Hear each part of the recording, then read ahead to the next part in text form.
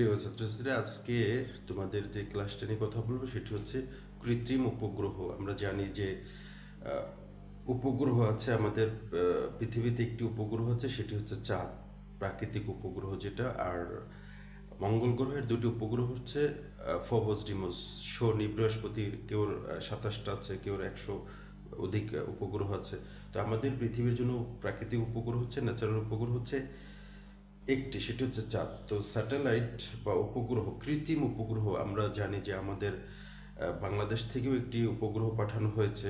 এটি বর্তমানে 36,000 কিলোমিটার উপরে আছে ভূপৃষ্ঠ থেকে।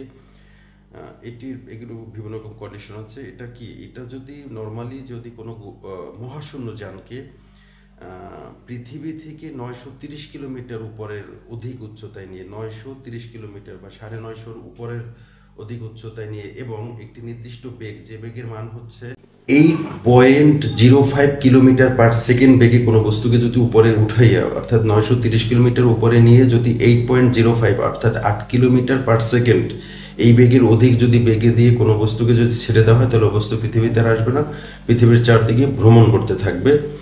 এইটাকেই মূলত মুক্তিবেগ বলা হয়। মনুষ্য কর্তৃক প্রেরিত যে সকল মহাকাশযান পৃথিবীর চারদিকে প্রদক্ষিণ করে, এই মহাকাশযানগুলোকে কৃত্রিম উপগ্রহ বলে। এই উপগ্রহের কন্ডিশন হচ্ছে 900 বা 950 অধিক কিলোমিটার উচ্চতায় নিয়ে, এক্সপ্রেশন সংখ্যা হচ্ছে 930, যদিও 950 কিলোমিটার উচ্চতায় নিয়ে 8.05 বা তার অধিক বেগ দিয়ে যদি ছেড়ে দেওয়া হয়, তাহলে ওই বস্তু আর পৃথিবীতে ফিরে আসবে না, বা ওই বস্তু পৃথিবীর চারদিকে পরিভ্রমণ করতে থাকবে।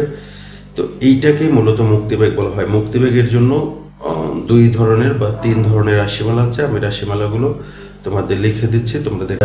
কৃত্রিম উপগ্রহের জন্য বেগের রাশিমালা হচ্ছে v সমান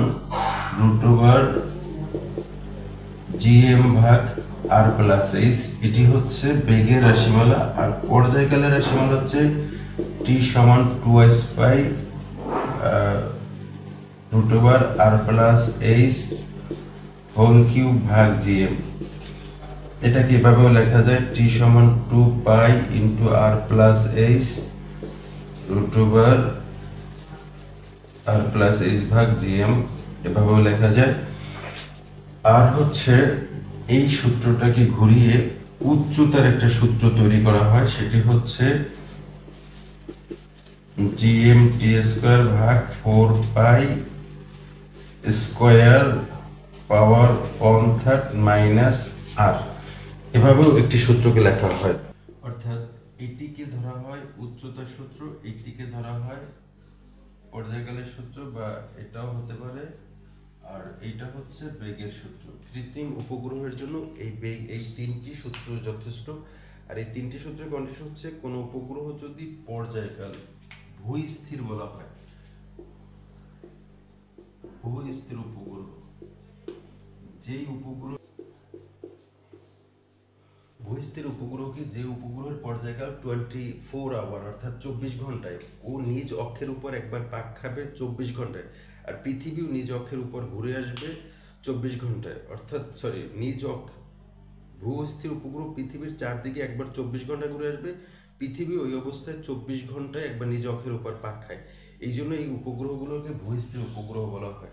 যে উপগ্রহ সাধারণত পৃথিবী থেকে 36,000 কিলোমিটার উচ্চতায় বা তার অধিক উচ্চতায় থাকে, এই উপগ্রহগুলোকে ভূস্থির উপগ্রহ বলা হয়। ধন্যবাদ সবাইকে। আসসালামু আলাইকুম।